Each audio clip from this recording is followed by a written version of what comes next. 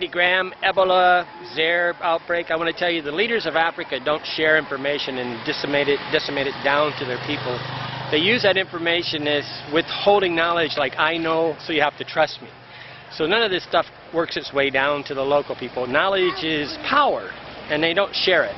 So that's the difference when in America the president is always trying to share knowledge.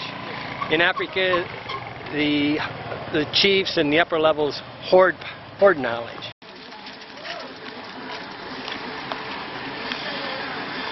Hello, Andy Graham in Dapong, Togo, West Africa, and Joe Hoop, I think, from East Canada, somewhere in Mississauga, Canada, wanted to ask me a question about, do I know about the Ebola Zaire outbreak in Guinea? He said, because I'm in the region. And although I'm in the region, really, they don't have any newspapers here, they don't have any real radio, they don't have any, they may have some television. Everybody has a television and they may be watching it. Of course, a lot of it would be in Moba, the local language, or Ewe, or Kabye, or some of these local languages in French, and it's really quite painful for me. But normally the best way for me to read this stuff would be on the newspaper. I subscribe to two different things to try to stay abreast of this stuff.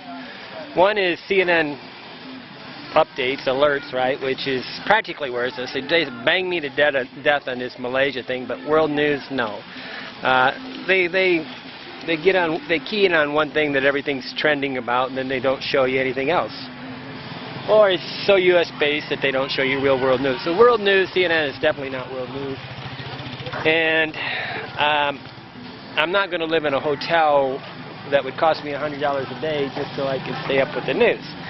Now the real problem is not normally medical stuff. It's more, a little outbreak of war where one guy decides he's going to take over a neighborhood and he's going to be the boss or whatever. And I had that happen in Peru, I had it happen in Ecuador. I mean, it happens all over. I was in Ivory Coast when it broke out in war.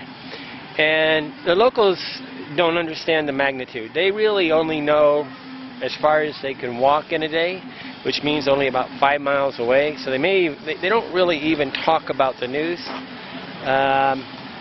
It's really difficult. So, do I know anything about Guinea, Bissau, the Ebola breakout? No, nothing. And I'm almost in a complete vacuum. I was lucky when Mandela died that maybe 2 people that I knew out of 30 or 40 even knew who Mandela was. Okay, and although, you know, the people that do know, they celebrate him and act like everybody should know it, but the locals don't know anything about it, right?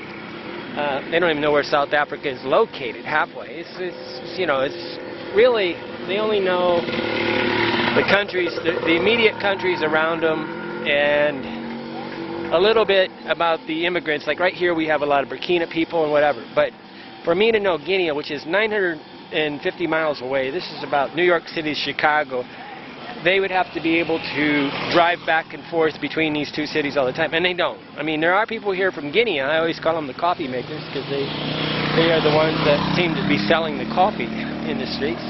But the truth is, we don't know anything, and I'm in a complete vacuum most of the time. And really, that is the wonderful part about traveling, is I don't have to deal with all these petty issues. Now, this is not a petty one. This is very dangerous stuff. The 2 ways I know about these things is you subscribe to the USA government warnings. They have Canadian ones, American ones, and Australian ones, and British ones. And you can get them in English or French, and what they do is they give you notices, and if something really bad happened, they're going to send it out in more of a immediate attention. I get consular sheets, and then they give little stars on which countries are dangerous. And I'll look through these lists every day, and I'll see which one's got a star by it. And if I'm going anywhere near that country, I would probably read up on it. When I actually am going to a place, what I do is put a Google Alerts, and I start banging away every day trying to find things that are happening. But generally, on the ground here, people talking about it. I bet you I could ask 300 people and nobody would have a clue. So that's you know. But the truth is, they don't even read French here. They only talk Moba. My French is actually better than their French here. So we're way off the path. Okay, Andy Graham and DePong talking about the Ebola Zaire thing and how it do it. So these people could get it and transfer it, but it says it's transferred by touching dirt, all this stuff, and you can see that that can be pretty scary here. This is a pretty dirty place. And oh, here's a little kid. I'll show you a little kid. This is normal. They will not go in the toilets because they will fall in. They're building toilets all over the city, but they won't go in because they're afraid they'll fall in, and you know, it's farther away too, right? So they even have locks on them, but generally the toilets are off limits to the kids. This kid may not do it, but this is real life, guys. Tonight, let's